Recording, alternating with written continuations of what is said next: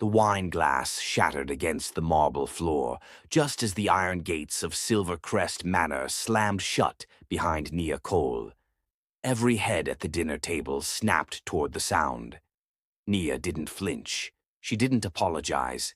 She simply tightened her grip around the small hand in hers as her 6-year-old son Leo looked up at her with wide, confused eyes. "I didn't mean to," Leo whispered. Nia crouched instantly, her voice steady despite the storm pounding in her chest. "It's okay, baby. Stay right here." Then she stood. Across the long dining table, Han Jun-seok had frozen mid-step.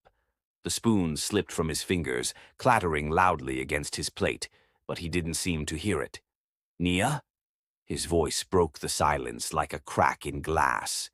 She lifted her eyes slowly. 8 years. 8 years since she'd last seen him. And somehow he still looked the same, tall, composed, devastatingly familiar. Except now there was something else in his eyes. Shock, pain, hope. "You invited me," Nia said calmly, her gaze sliding to the head of the table where Chairman Han Dong-woo sat stiffly. "So here I am."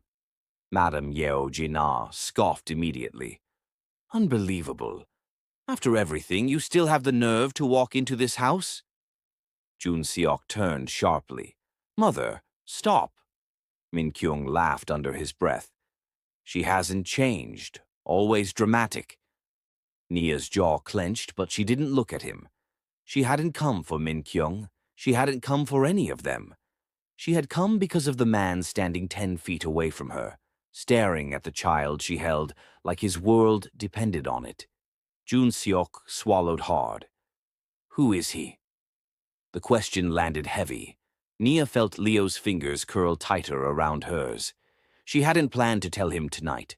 Not like this. Not with all of them watching. But fate, as always, had other plans. "He's my son," she said.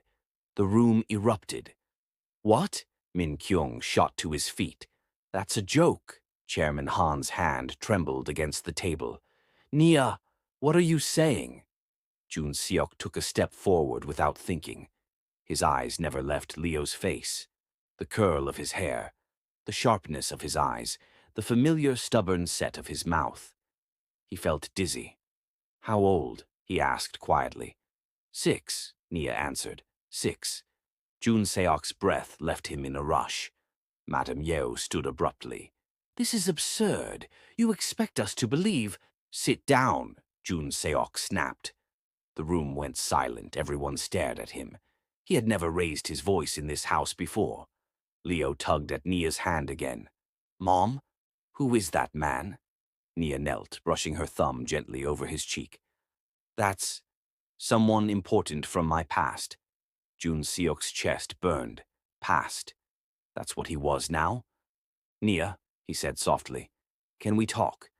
Alone." She looked at him for a long moment. Memories crashed over her, his laughter in the rain, the way he used to hold her hand like the world couldn't touch her, the night he vanished without a word. "I didn't come here to talk to you," she said. That hurt more than he expected. Chairman Han cleared his throat shakily. "Please, just sit. Dinner was prepared for a reason." "For your conscience," Nia replied. "Not for me." Min-kyung smirked. "Still playing the victim, I see." That did it. Jun-seok turned on his brother. "You don't get to speak to her." "Oh?" Min-kyung laughed. "And why not? Because she ran away with your—" "Enough!" the chairman shouted, coughing violently. The room froze again. Jun-seok moved instinctively, placing a hand on his father's shoulder. "Father, I invited her because time is running out," Chairman Han said hoarsely. "And because the truth has been buried for too long." Nia stiffened. "What truth?" Madame Yeo asked sharply. Chairman Han looked directly at Nia. His eyes were full of regret. "The truth about how this family destroyed the only woman my son ever loved."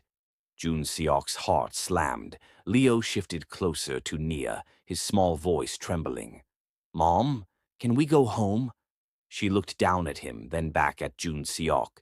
Soon, she promised softly. Very soon. But Jun Seok knew then. This wasn't a visit. This was a reckoning. Jun Seok didn't sit when everyone else did. He remained standing, eyes fixed on Nia, as servants quietly swept the shattered glass from the floor. The clink of broken crystal felt too loud, too final, like something else in this room had already cracked beyond repair. "You should have told me," he said, his voice low. Nia finally met his gaze. "You disappeared. I was forced out. You still left." The words hit harder than any slap. Jun Seok opened his mouth, then closed it again. Across the table, Min Kyung watched the exchange with an unreadable smile. Leo climbed onto the chair beside Nia, swinging his legs nervously. "Mom, why is everyone staring?" Nia brushed his hair back gently. "They're just surprised." "Because he looks just like you," Madame Yeoh muttered, her eyes sharp and assessing. Jun Seok stiffened. "Mother." "No," Madame Yeoh snapped. "Don't pretend this is nothing. A child appears out of nowhere, and suddenly we're expected to—" "To what?" Nia interrupted. "Accept that I existed, that I mattered." The room went quiet again. Chairman Han cleared his throat. "Nia, when you left, we believed certain things." "You believed lies," she said calmly. Min Kyung leaned back in his chair. "Careful. You're in no position to—" Jun Seok slammed his hand on the table. Leo jumped. "That's enough," Jun Seok said, his voice shaking with restraint. "You don't speak to her like that. Not now. Not ever." Min Kyung raised an eyebrow. "Since when do you make the rules?" "Since I realized silence is what ruined everything." Nia felt something twist painfully in her chest. She hadn't expected that. She hadn't expected him to stand up like this.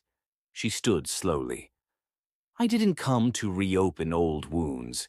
I came because your father asked, because he said he wanted peace." Chairman Han bowed his head slightly. "I am dying," he said quietly, "and before I go, I need to face the mistakes I made." Madame Yeoh's lips pressed into a thin line. "You don't mean—" "I mean everything," the chairman said, "including how we treated her." Min Kyung laughed sharply.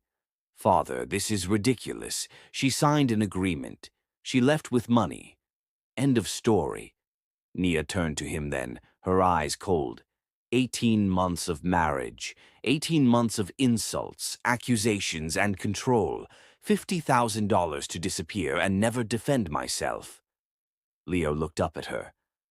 "Mom, were you sad back then?" She swallowed. "Yes, baby, but I'm not anymore." Jun Seok's chest tightened. He had imagined her life without him 1,000 times. None of them included this much pain. He stepped closer, lowering his voice.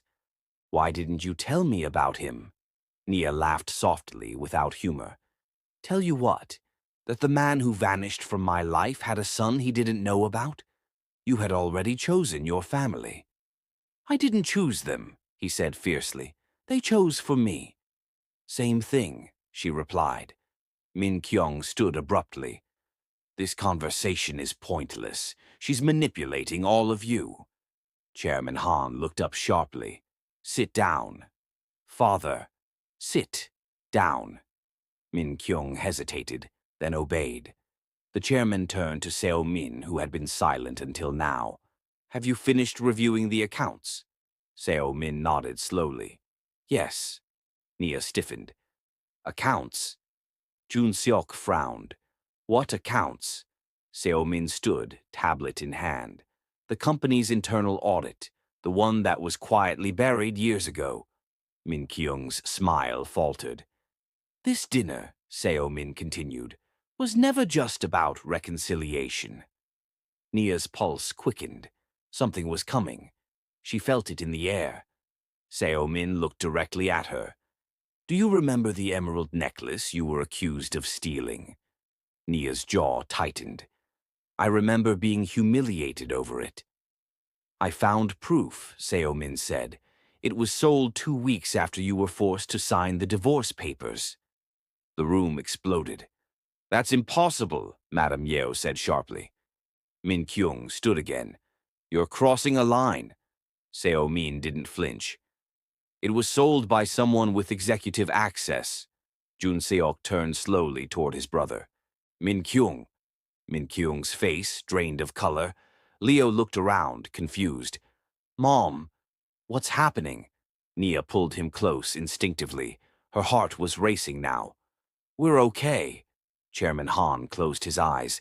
I protected the wrong son. Min Kyung's voice rose. You can't prove anything. Seo-min tapped her screen. I can, and I will.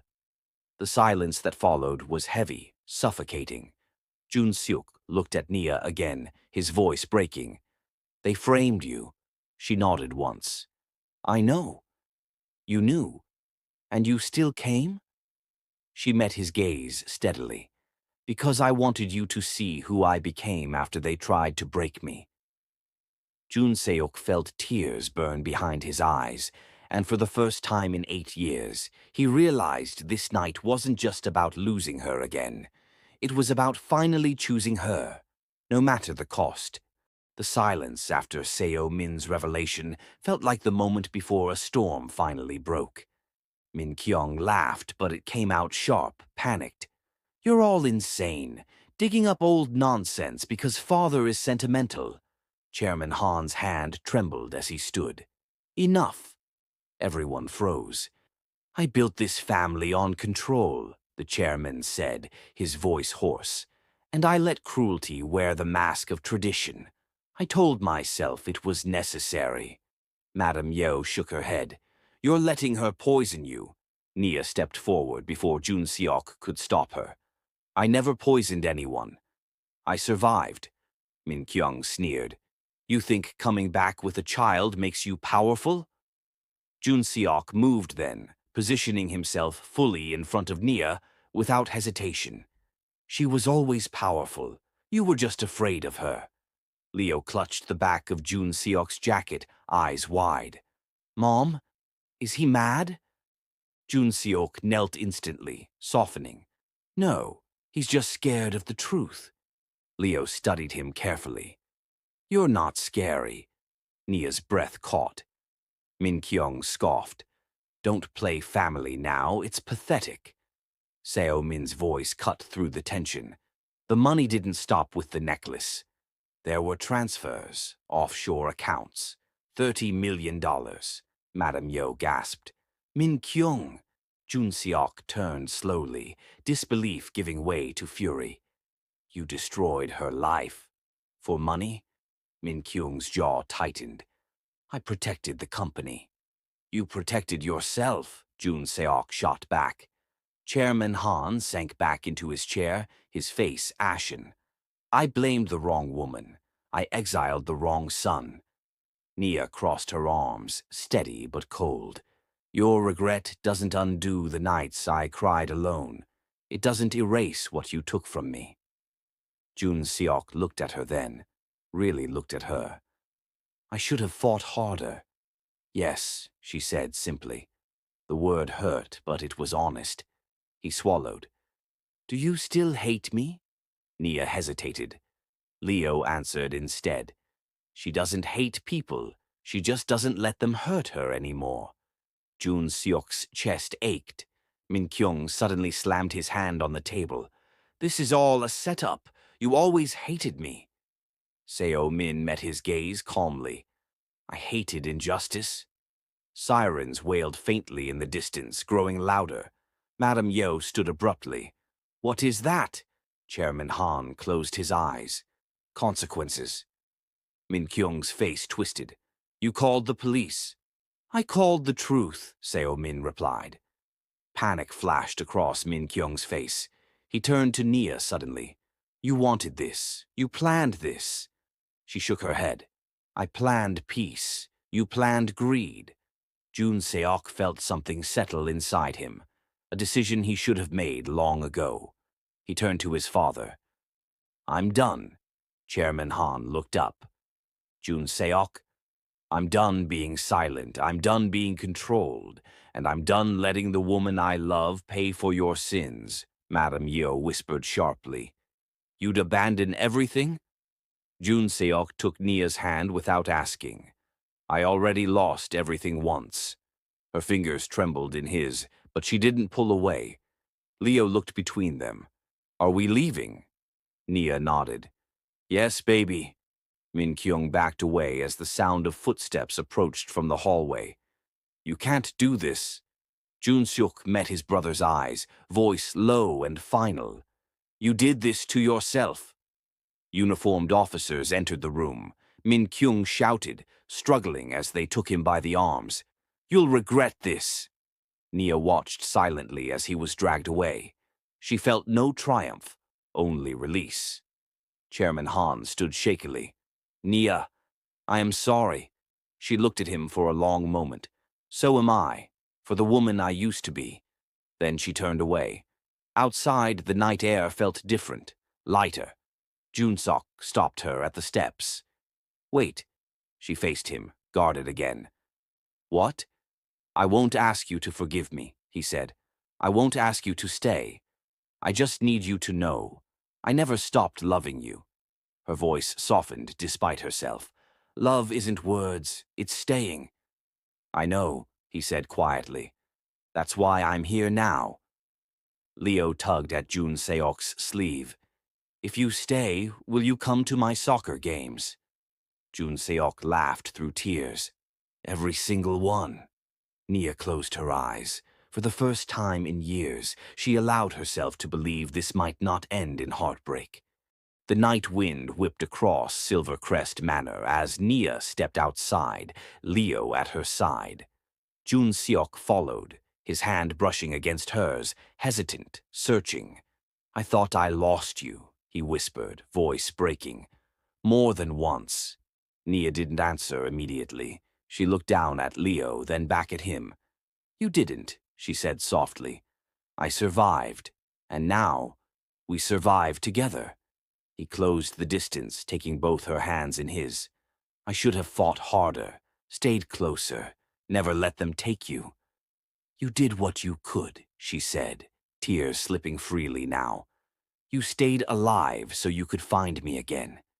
He brushed a strand of hair from her face, his thumb lingering on her cheek. I promise, no one will ever hurt you again. Not them, not anyone. Leo tugged at Nia's hand. Can we go home now? I want to show Dad my room. Jun Seok froze. My room? He asked, a small smile tugging at his lips. Yes, Nia replied, laughing softly for the first time in months. Yours, mine, ours. The tension that had gripped the mansion, the accusations, the betrayals, all of it fell away in the night air. Nia felt lighter than she had in years, the weight of revenge replaced by something far sweeter. Love finally returned. Jun Seok looked down at her. I should tell you something, he said. I never stopped thinking about you, about us. Every day I was away, I hoped you were safe. I thought about you too, Nia admitted. Every day. But I learned I could survive without you. I just didn't want to. He stepped closer, forehead brushing against hers. Then don't ever leave me again. I won't, she whispered, closing the small distance between them. Their lips met in a gentle, hesitant kiss, charged with everything unsaid, everything lost and finally found. Leo giggled from the side. Can we finish this later? My bedtime story first. Jun Seok laughed, scooping the boy up. Of course, champ. The three of them walked toward the car together, hand in hand. Every step was a small rebellion against the past, a declaration that their family, the one they were building, would be founded on love, respect, and truth. From the manor behind them, Chairman Han watched, tears streaking his aged face. Madame Yeo stood silent, and even the walls seemed to sigh with relief. The empire might never be the same, but perhaps that was exactly what it needed. As the car doors closed, Nia leaned her head against Jun Seok's shoulder. "I'm glad it ended like this," she murmured. "Me too," he replied. "Not because we fought, because we found each other." Leo kicked his legs, half asleep but grinning. "We're a team, right?" Nia and Jun Seok exchanged a glance, a silent promise. "Always," they said together. And in that moment the night felt endless, possibilities infinite. The storms of the past no longer held them. They had love, family, and each other. Everything else was just noise. As they drove away from Silvercrest Manor, Nia reached for her phone. She tapped a quick message to her friends. "We made it. Love wins." She turned back to Jun Seok, eyes sparkling. "We should celebrate this, don't you think?" He smirked. "How about we start with a quiet dinner, just us, and then see what the world throws at us next?" Nia laughed, resting her head on his shoulder. "Sounds perfect." Leo yawned, snuggling between them. "You guys are my favorite people," he murmured. Jun Seok kissed the top of his son's head. "And you're ours." The city lights reflected off the car windows, shimmering like a promise. Nia knew this was the beginning of something real, unshakable, and fiercely theirs. As the screen would fade to black, a narrator's soft voice might remind the audience, "Love isn't about the battles you fight. It's about the hands you hold through the storms." Nia and Jun Seok survived the impossible, and they built a life worth every tear, every heartbreak. And remember, if you love their story, don't forget to like, comment your favorite moment, and subscribe for more epic Afro-Korean billionaire romances. Your next story is just a click away. And with that, the story closed, full of love, hope, and the promise of a happily ever after that no family feud, no betrayal, and no fortune could ever take away.